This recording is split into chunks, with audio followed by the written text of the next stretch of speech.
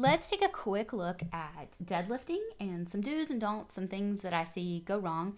And I'm going to go ahead and just show you on me because I filmed myself deadlifting at the gym the other day to check my form. And our bodies are such great liars. We feel like we're in one place and we're really not. So I highly encourage you to film yourself doing exercises and then analyze it, look at it, become your own coach. The camera is such a great tool for us to use, and it's so easy now with our phone. So record yourself and see where you're at. So you may feel like your back is flat, and then when you look at it, you're like, whoa, I'm really rounding on the way up or something. Okay, so go ahead and take a look at that.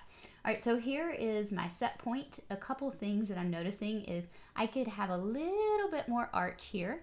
So my back is flat, but I could stand to have a little bit more of a lumbar curve. My lats are not engaged enough. All right, I got some strong lats. I can do pull-ups. I should use them to deadlift. All right, so one thing I would recommend is rotating my elbows back a little bit, gripping the bar a little bit more with the outside of my hands to help that rotation happen, and engaging lats a little bit more to help this load, to help my glutes and hamstrings. All right, let's get that upper body playing in a little bit more. Now, let's go ahead and just watch a couple and see what happens. So one thing we're looking for is as you come up, you want to make sure you're not rounding. And then at the top, you want to make sure that you're not hyperextending into your back. Okay, so when we get to the top, I went ahead and took a screenshot of the beginning of the exercise, so one of my first finishes, and then toward the end where I start to get a little tired. And the one thing that I'm noticing as I start to get a little tired is you can see how my upper body is a lot further back. I'm not stopping at neutral. So I haven't really increased my curve a whole lot. So that's good. I'm not super hyper extending in my back, which is awesome. But that's one thing to check and make sure that you stop at the top and you don't go too far back into hyperextension, because then that can really leave your back sore. You're cramming those facets together, and that does not make anyone happy. Okay, so just make sure you stop before you go into hyperextension. The other thing you want to look at when you are finishing at the top is not hyperextending your knees either.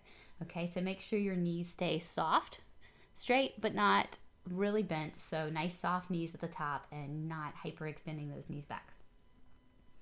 All right, let's go ahead and go through a couple more and then look at pulling up. So the one thing you want to make sure of is as you come up, you do not let your back round more. So this is really important. So as you come up, you want to also think about your knee. So I see a lot of people, they'll end up hyperextending their knee before they reach the top. So make sure that doesn't happen. And then when we look at the top motion, we look at what's going on here. So this is, I freeze framed it at the set point and then on the way up. And you can see how I have a little tiny bit of round, but it's not bad. I'm not giving a ton through my mid back, so I am engaging those scapular muscles some, but I could stand to engage them more.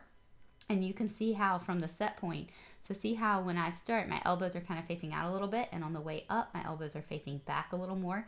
So you can see that I am engaging my lats to pull the bar up. So that's really good, but it could stand to be more, okay? It could stand to be more. So one thing that I want to look at with postpartum women specifically is they tend to have a higher lumbar curve. That T12-L1 junction just is not happy in most postpartum women. All right, that's where our diaphragm comes in, that's where our psoas comes in, that's where our QL comes in. So many muscles that are playing a role in stability for the core insert right here. So one thing to pay attention to is when you pull the bar up and when you're at your set point, where is your curve? Is it more in your lumbar spine? Is your back flat? Or is your curve more at that T12-L1 junction? So just something, if you pause your video and you're looking at yourself, what does that look like? Is your lower back rounded and you have more of an arch up here? And if that's the case, you really need to tackle back body diaphragm expansion. All right, you need to work on your breathing. You need to work on increasing the available range in this area. You need to work on thoracic mid-back mobilization and get your mid-back moving to help with that. So there's lots of things to do there. You can work on core strength to reestablish correct curves in the lumbar spine. So I find that's really important because our discs just don't like repetitive rounding with heavy weight. All right, so if you let your lumbar curve round a bunch, you're gonna end up hurting your low back, and nobody wants that. All right, so just one thing to be mindful of, just one thing to look for. The other thing is forward head posture. So making sure you keep your chin tucked, head up in line with your body, and then just have some happy deadlifting, and hopefully your body will feel great after and super strong. I find one of the biggest benefits for postpartum women when it comes to deadlifting is sometimes we have to pick up screaming children, okay? Or we have to pick up a kid that's heavy and pitching a fit.